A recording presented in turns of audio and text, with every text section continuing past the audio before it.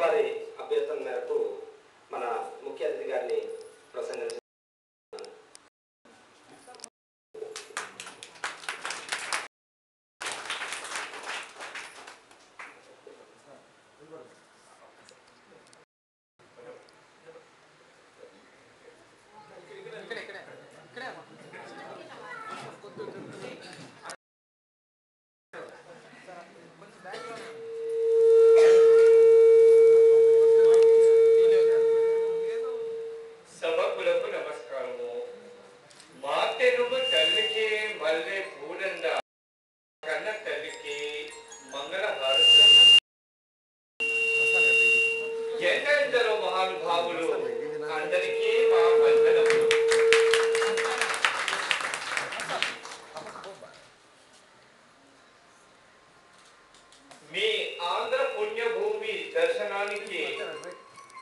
ప్రతి సంవత్సరం ఒకసారి తప్పనిసరిగా దర్శిస్తూ ఉంటాను.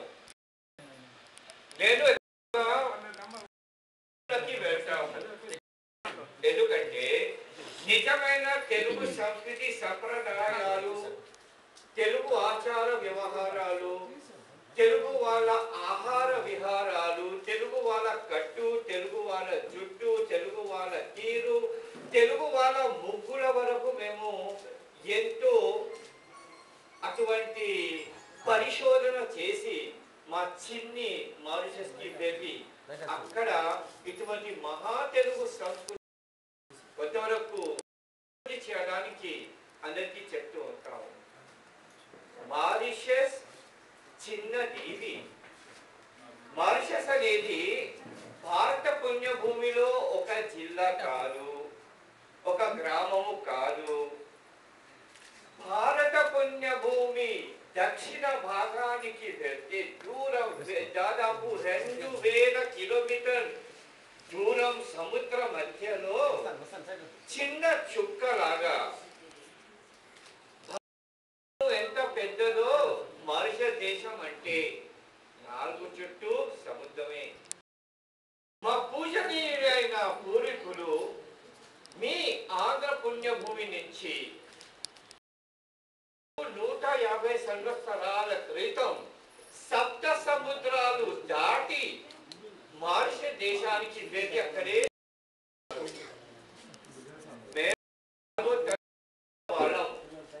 తెలుగు అంటే మా ప్రాణం.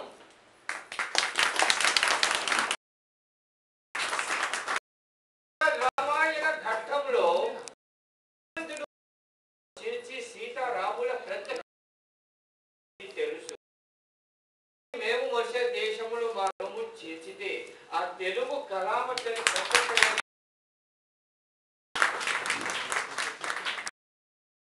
తెలుగు చాలా పవిత్రమైన భాష. అందుకే అప్పయ్య దీక్షితులు ఎంతో చక్కగా అన్నారు, ఆంధ్రత్వం ఆంధ్ర భాష ఫలం అంటే భారతీయుడిగా పుట్టితే పూర్వ జన్మ సుకృతం. దాని మీద ఒక తెలుగువాడిగా పుట్టితే ఇంకా పూర్వ జన్మలో ఏంటో పుణ్యలు చేసి అటువంటి తెలుగు పుట్టడానికి అవకాశం ఉంటుంది. ఇది వేద ఆచార్య శ్రీ వేల్పాడి గణేశాచార్య గారు ఎంతో తపన చేస్తున్నారు. ఆయన ఈ రోజు ప్రత్యక్ష దర్శనం దొరికింది. 2-3 సంవత్సరాల క్రితం ఆయన నాకు పంపించిన విద్యుత్ లేఖ ద్వారా పరిచయం అయింది. ఈయన చేస్తున్న అద్వితీయమైనది, అపారమైనది. ఎందుకంటే ఈ రోజుల్లో చాలా మంది